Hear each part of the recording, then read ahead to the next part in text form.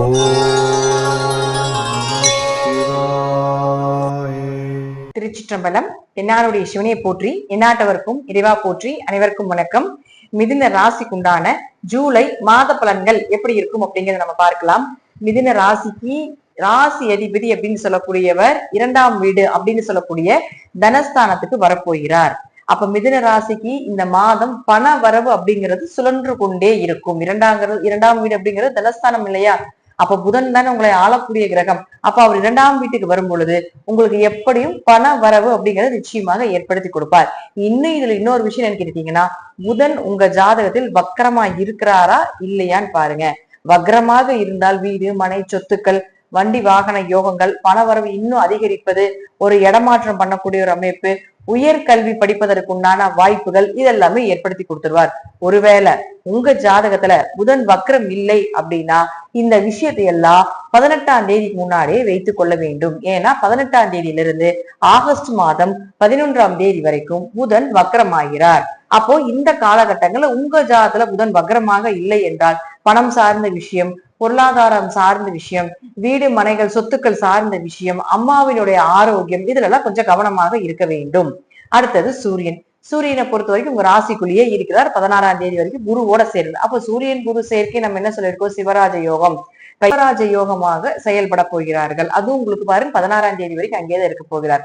அது வரைக்குமே உங்களுக்கு பெயர் புகழ் மதிப்பு சகோதரர்கள் மூலமாக ஒற்றுமையாக இருக்கக்கூடிய ஒரு அமைப்பு, கடுமையான முயற்சிகள் செய்து ஜெயிக்கக்கூடிய ஒரு அமைப்பு, எதை தொட்டாலும் வெற்றி அப்படின்னு சொல்லக்கூடிய ஒரு அமைப்பு, எக்ஸ்ட்ரா கரிக்குலர் ஆக்டிவிட்டி ஸ்போர்ட்ஸ் சம்பந்தப்பட்டது, கலைகள் சம்பந்தப்பட்டது, பாட்டு நடனம் இப்படின்னு சொல்லக்கூடிய எக்ஸ்ட்ரா கரிக்குலர் ஆக்டிவிட்டிஸ் எல்லாமே ஈடுபாடுகள் ஜாஸ்தியா இருக்கிறது, இதெல்லாமே ஏற்படுத்தி கொடுப்பார். அடுத்தது 16ஆம் தேதிக்கு மேல புதனோட சேரப்போகிறார். அப்ப புதனோட சேரும்பொழுது புதாத்திய யோகமாக வேலை செய்யும். அப்ப புதாத்திய யோகம் என்ன செய்யும் அப்படின்னு பாத்துட்டீங்கன்னா, படிப்பு. புதன்னா படிப்பு தான் ஃபர்ஸ்ட் நம்ம எடுத்துக்கக்கூடிய விஷயம். அப்போ நல்ல ஒரு கல்வி, ஒரு கல்விக்கான இடமாற்றங்கள், அல்லது பாத்துட்டீங்கன்னா உங்களுக்கு படிச்சிருப்பீங்க ஆனா நல்ல வேலை கிடைச்சிருக்காது, அதை தேடிக்கிட்டு இருப்பீங்க. அப்ப அந்த படிப்புக்கு உண்டான வேலைகள்.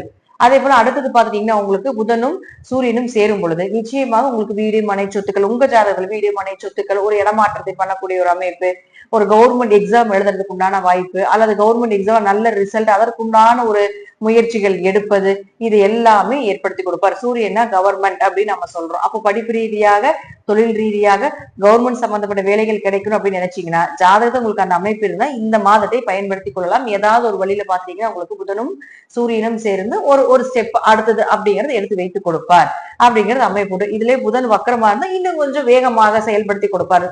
வக்கரம் அப்படின்னா வேகம், அடுத்த கட்டத்துக்கு உண்டான பயணங்கள், கோபம், பிடிவாதம் எல்லாமே சொல்றது. அப்ப அதுல பாத்துட்டீங்கன்னா இன்னும் கொஞ்சம் வேகப்படுத்தி கொடுப்பார் அப்படிங்கறத நம்ம எடுத்துக்கலாம்.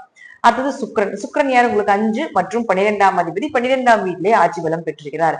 5 கூட ஒரு 12ல வந்ததுனாலே கொஞ்சம் குலதெய்வம் எங்காவது வெளியே இருக்கு, சொந்த ஊர்ல தான் நாங்க வெளியே வந்திருக்கிறோம் அப்படின்னு நினைச்சிட்டு இருந்தீங்கன்னா இந்த மாதம் போய் குலதெய்வ கோயிலுக்கு வழிபாடு பண்ணிட்டு வரக்கூடிய அமைப்பை ஏற்படுத்தி கொடுக்கும். அதே போல சுப விரயங்கள் குடும்பத்துல நடக்க போகுது. ஏதாவது ஒரு குழந்தைகளுக்கு அல்லது உங்களுக்கு ஏதாவது ஒரு வழியில உங்க வீட்டுல சுப விரயங்கள் ஏற்படுவதற்குண்டான வாய்ப்புகள் உண்டு. ஏன்னா சுக்கிரன் 12ஆம் அதிபதி 12 இல்லையா? அப்படியே இல்லைனாலும் தீர்த்த யாத்திரை போறது, கோவிலுக்கு செலவு பண்றது, கோவில் கட்டுமானத்துக்கு உதவி பண்றது, யாரோ ஒருத்தர் கேட்கறாங்க தான தர்மங்கள் பண்றது, இதெல்லாமே ஏற்படுத்தி கொடுப்பார் அப்படிங்கறத முற்றிலும் உண்மை. அப்ப 5 கூடவே 12ல உங்களுக்கு ஆட்சி பலம் பெற்று இருக்கும் பொழுது குழந்தைகளுக்காக கண்டிப்பா செலவுகள் உண்டு. யாராவது குழந்தைகளுக்கு ட்ரீட்மெண்ட் எடுக்கலான்னு இருக்கீங்க, அல்லது குழந்தை ஆபரேஷன் பண்ணி எடுக்கணும், ரொம்ப வருஷமா குழந்தையே இல்லைங்க, அதை ட்ரீட்மெண்ட் பண்ணனா கொஞ்சம் செலவு பண்ணனா தான் செய்ய முடியும் அப்படின்னா அதெல்லாம் இந்த மாதம் வைத்துக் கொண்டால் சிறப்பு. எப்படியோ ஒரு விரைய ஆகியே தீரும். அது நல்ல விதமாக பயன்படுத்திக் கொள்வதற்கு நான் சொன்ன விதிகளை நீங்க கொஞ்சம் புரிஞ்சு நடந்துக்கிட்டீங்கனாலே உங்களுக்கு அந்த தேவையில்லாத விரயங்கள் விலகி ஒரு சுப விரயமாகவே நடக்கும் அப்படிங்கிறத உண்மை. அடுத்தது செவ்வாய். செவ்வாயை பொறுத்த வரைக்கும் பாத்தீங்கன்னா உங்க ராசிக்கு 6 மற்றும் 11ஆம் அதிபதி அப்படின்னு சொல்லக்கூடியவர் கேதுவோடையத சேர்ந்து நிற்க போகிறார். அப்ப செவ்வாய் கேது இயற்கையாகவே சண்டை கோபம் இதெல்லாம் இருந்தாலும் இந்த செவ்வாய் யார்? உங்களுக்கு 6 கூடையவர் இல்லையா? கடன், நோய், வழக்கு, வம்பு வழக்குகள், சித்தி உறவுகளை சொல்றது, உத்தியோகத்தை பத்தி சொல்றது, உங்க வேலை வாய்ப்புகளை பத்தி சொல்றது, கவர்மெண்ட் எக்ஸாம் இதெல்லாமே 6ஆம் இடம் தானே. அப்ப கரெக்டா இந்த மாதம் சூரியனும் புதனும் சேர்ந்து இருக்கும்போது செவ்வாய் கேது சேர்க்கை அப்படிங்கிறது இன்னும் கொஞ்சம் அதிகப்படுத்தி இதனுடைய விஷயத்தை அதிகப்படுத்தி கொடுக்கும். கடன் ஏதாவது வாங்கலாம் அப்படின்னு தோணும், வீடு கட்டுறதுக்கு ஏதாவது கடன் பண்ணலாம். அதே போல பாத்தீங்கன்னா நோய் ஸ்தானங்கள் கொஞ்சம் அதிகமாகிறது, வரக்கூடிய லாபங்கள் பத்த மாட்டேங்குது, நிறைய காசு வருதுங்க ஆனா பணம் பத்த மாட்டேங்குது, விரயமாகிறது, இதெல்லாமே ஏற்படுத்தி கொடுக்கும். இதுலயும் கொஞ்சம் கவனமாக இருந்து கொள்ள வேண்டும். ஏன்னா செவ்வாய் கேது, கேதுங்கிறது ஞானக்காரகன். அதுல இப்ப நான் சொன்ன விஷயத்துல இருக்கக்கூடிய ஞானத்தை கொடுத்துட்டு போயிடும். எப்படி பணம் சம்பாதிக்கணும், எப்படி சேர்த்தணும், கடன் வாங்கணும், எப்படி கட்டணும், வாங்காம இருக்கிறது எப்படி, இந்த நோய்க்குள்ள நல்ல மருந்து. இப்ப 6 தான் நோயின்னு சொல்றோம். அப்ப 6 கேதுங்கிறது பாத்தீங்கன்னா உங்களுக்கு சித்த மருத்துவம் அப்படின்னு நம்ம சொல்றோம் இல்லைங்களா, இயற்கை நாட்டு மருத்துவம், அதெல்லாம் கேதுதான். அப்ப 6ஆம் அதிபதி செவ்வாயோட சேரும்போது உங்களுக்கு நாட்டு மருந்து எடுத்துக்கொள்ளக்கூடிய ஒரு அமைப்பு, இருக்கக்கூடிய ட்ரீட்மெண்ட்ல இருந்து வேற ட்ரீட்மெண்ட் மாறி போறது, அதுல உங்களுக்கு ஒரு சக்சஸ் கிடைப்பது. கொஞ்சம் ஸ்டார்டிங் பாத்தீங்கன்னா சரியில்லாத மாதிரி இருக்கும், அப்புறம் போக போக பாத்தீங்கன்னா உங்களுக்கு அதே பெரிய சக்சஸ் கொடுத்துரும். அதற்குண்டான ஞானத்தை வாரி வாரி இந்த கேது வழங்குவார். அடுத்தது குரு. குருவை பொறுத்த வரைக்கும் பாத்தீங்கன்னா நம்ம முதலே சொல்லி இருக்கிறோம், ராசிக்குள்ளே இருக்கிறார். கெட்டதை விலக்கி விட்டுருவார், நல்ல விஷயங்களை தேடி கொண்டு வருவார். இருப்பினும் ஜென்மத்தில் குரு இருக்கும்போது கொஞ்சம் மன உளைச்சலும் கடின உழைப்பும் இருந்தே தீரும். அதனால நீங்க இதை கண்டினியூ பண்ணி போய்தான் ஆகணும், வேற வழி இல்லை. அடுத்தது சனி பகவான். சனி பகவான் பாருங்க, இந்த மாசம் 13ஆம் தேதி வக்கரம் ஆகிறார். அதுவும் பாருங்க நவம்பர் மாசம் 28ஆம் தேதி வக்கரம். இது தனிப்பதிவா நான் கொடுக்குறேன்.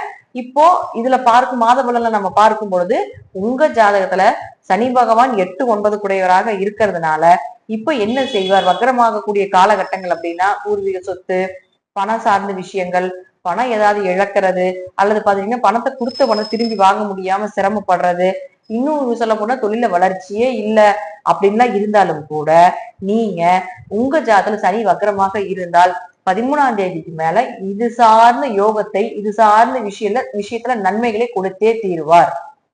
ஒருவேளை உங்க ஜாதகத்துல சனி வக்கரமாக இல்லை அப்படின்னா பூர்வீக சொத்து, அப்பா சொத்து, பணம் சார்ந்த விஷயம் இதுலலாம் கொஞ்சம் கவனமா இருந்துக்கோங்க. தொழில் சார்ந்த விஷயத்துல கொஞ்சம் கவனமா இருந்துக்கோங்க. நவம்பர் வரைக்கும் 28 வரைக்கும், நவம்பருக்கு மேல ஆட்டோமேட்டிக்கா நடக்கும். சனி வக்கரமாக இருந்தால் வக்கரமான ஜாதகங்களுக்கு யோகம். அப்படி வக்கரம் இல்லைன்னா கொஞ்சம் பொறுமையா ஹேண்டில் பண்ணணும். அதுக்கு வக்கரமா உடனே கொடுக்கும்போது நம்ம சொல்ல முடியாது. கொஞ்சம் ப்ரெஷர், டென்ஷன், கடின உழைப்பு இருக்கிறத விட கொஞ்சம் அதிகமா தான் இருக்குமே தவிர நன்மைகளை கொடுத்துரும். இதனால் நன்மையே நடக்காம இருந்தாலும் கூட நன்மைகளை ஏதாவது ஒரு வழியில கொடுத்துட்டு போயிடுவார். அப்படிங்கிறது முற்றிலும் சனி வக்கரத்துக்கு உண்டான பலனாகும். அது தனிப்பதிவை நான் உங்களுக்கு கொடுக்குறேன். பொதுவா இந்த மாதம் பாத்தீங்கன்னா மிதுனத்துக்கு தனஸ்தானம், அதாவது லக்னாதிபதி ராசிதிபதி புதன் தனஸ்தானத்துக்கு வரார். சிவராஜ யோகம், அடுத்தது புதாத்திய யோகம், ரெண்டுமே உங்களுக்கு ராசி லக்னத்துக்குள்ள. அதே போல 2ஆம் இடம் பொருளாதாரம் சார்ந்த விஷயத்துல வர்றதுனால வீடு மனை சொத்துக்கள், நீங்க நினைத்தது, உங்களுடைய ஆசைகள், இது எல்லாமே நிறைவேறுவதற்கு உண்டான வாய்ப்புகள் இந்த மாதம் ஒரு 60% நடக்கும் அப்படிங்கறத உண்மை. மற்றபடி நான் சொல்லக்கூடிய கருத்துக்கள் உங்களுடைய ஜாதகத்தில் இருக்கக்கூடிய தசா புத்தி படி சிறிது மாறுபடலாம். நன்றி. மீண்டும் ஒரு நல்ல பதிவுல சந்திக்கிறேன். திருச்சிற்றம்பலம், தில்லையம்பலம், ஸ்ரீ நரசிம்ம திருவிகளே சரணம்.